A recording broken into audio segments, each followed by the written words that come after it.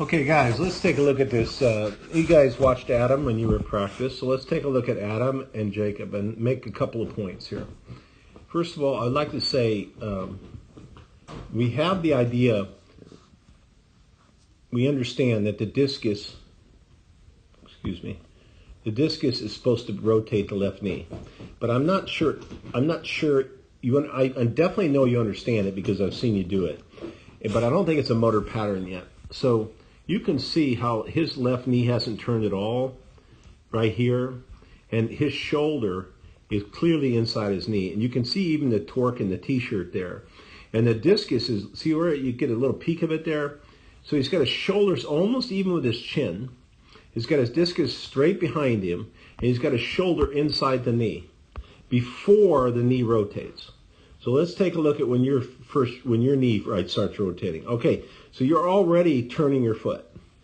This shoulder's nowhere near here, and the discus is not moved behind you at all.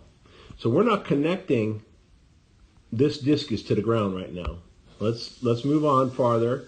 We're still not connecting. Okay, now you tend to stop the left and wait for the discus at that point. The problem with that is it's too tight a connection. It happens too quickly. So the discus bounces off right there, and it doesn't find the knee. See how your upper body's leading that?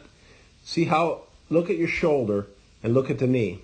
Now, the other thing that does is when you have an upper body lead and the knee is rotated to here, let's take a look at it. So the knee rotation's the same, but look at the difference in the connection. Look at how he has his torque. And look at how far his discus back is behind the hip and where his knee is. So he's barely turned his left foot, and his discus is back here where yours it is. Your shoulder's here, your discus is here, but look at how far your left is turned. As much range of motion as you have, Jacob, this is loose. So I want you to keep working on not turning this foot until this are at that 90 degrees. Don't let this hip turn. Don't let this left side turn until the upper body and the discus has created enough torque.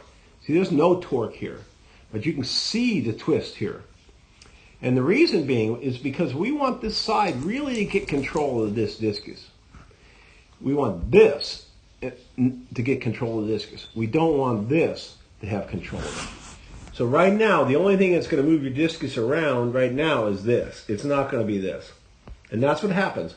Watch your upper body lead. See how it's already outside the knee? It's moving past the knee. And you can see, because it does that, picking up the right leg causes your shoulder to drop. Trying harder to stay level isn't going to do it, because this is an effect of this right now. But this won't happen if this leads. See, watch his left shoulder. See where his knee leads? And then when he picks up his right, he doesn't drop his shoulder. See how level that stays? Because the counteraction, the right picking up when the knee leads, is the knee drop.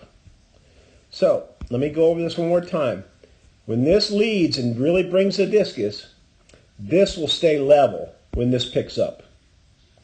But when this leads and gets ahead of this will drop when this picks up. Okay? When this picks up, something has to happen onto this side.